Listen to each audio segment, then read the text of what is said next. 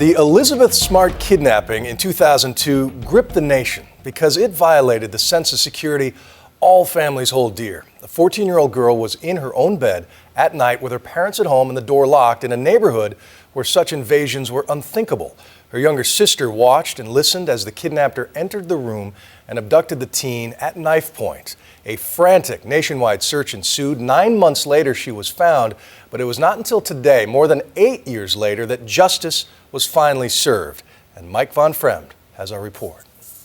Justice for Elizabeth Smart. Guilty in the kidnapping of Elizabeth Smart. They did convict Brian David Mitchell on 2 counts of kidnapping. It's a decision 8 years in the making. A trial that's gone on for 6 weeks and a verdict that took jurors only 5 hours to decide. It's real.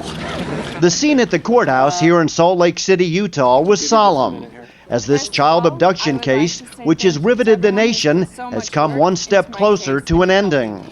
Today is a wonderful day, and I'm so thrilled to be here. I'm so thrilled with the verdict. Elizabeth, who was sitting in the front row with her family, smiled when the verdict was read. Today on the steps of the federal court, she was overjoyed.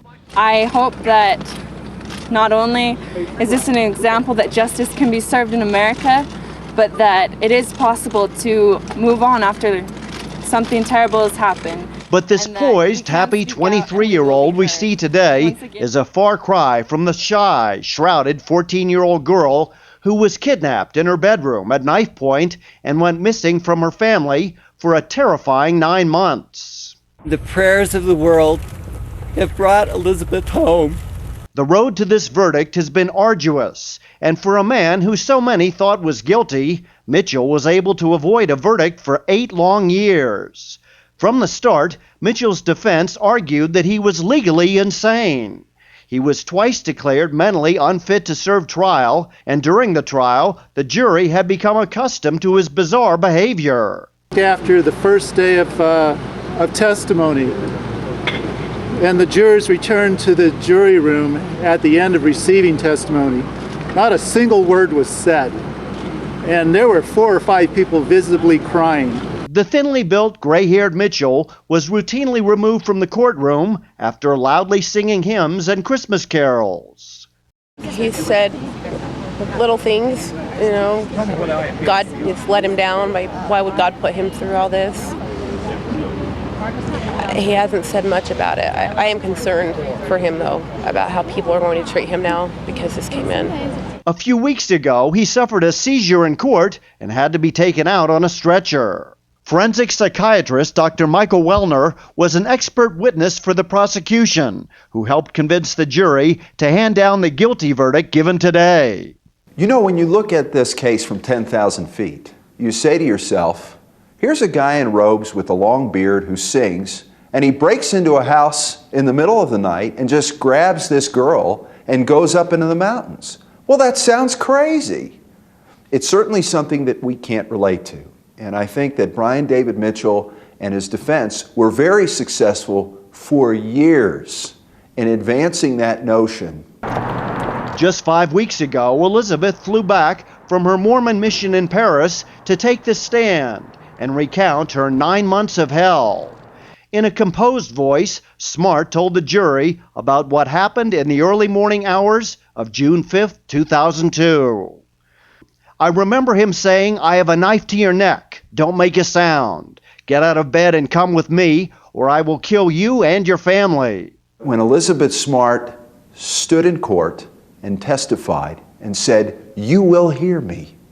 I will be heard. No matter what this verdict is, in my professional opinion, it is heroic." Elizabeth said she was marched 3 miles to a canyon where Mitchell and his accomplice, Wanda Barzee, made her his wife, staging an impromptu wedding. She says she cried herself to sleep that night. When she woke up, there was a cable around her ankle that was tethered to a nearby tree. She would remain there for a month and a half. He forced me off the bucket and into the bed that they had, where he proceeded to force the robes off, where he raped me.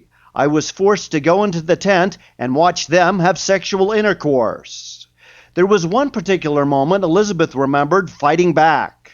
I bit him. I bit his tongue as he was trying to kiss me, and I bit him. He pulled back and said if I ever did that again, he would never have sex with me again, and I'd be the most miserable woman in the world. It's real. It's real. When she was found alive after going missing for almost a year, everyone called it a miracle, but worried if she would ever psychologically recover. Mitchell's accomplice, Wanda Barzee, was sentenced to 15 years in prison for her role in the kidnapping. Mitchell's sentencing is set for May 25th, where he could face life in prison. Today, while the verdict was read, he began to sing hymns. Thank you so much. I am excited to go back to France and complete my mission. For the Smart family, the case was the end of an ordeal. Asked to describe the family's emotions, her mother, Lois, said one word came to mind: victorious. There was another day that she used the word victorious, and that was when she came home. And I think this is an exceptionally victorious day for us all. For Nightline, I'm Mike Von Fremd in Salt Lake City.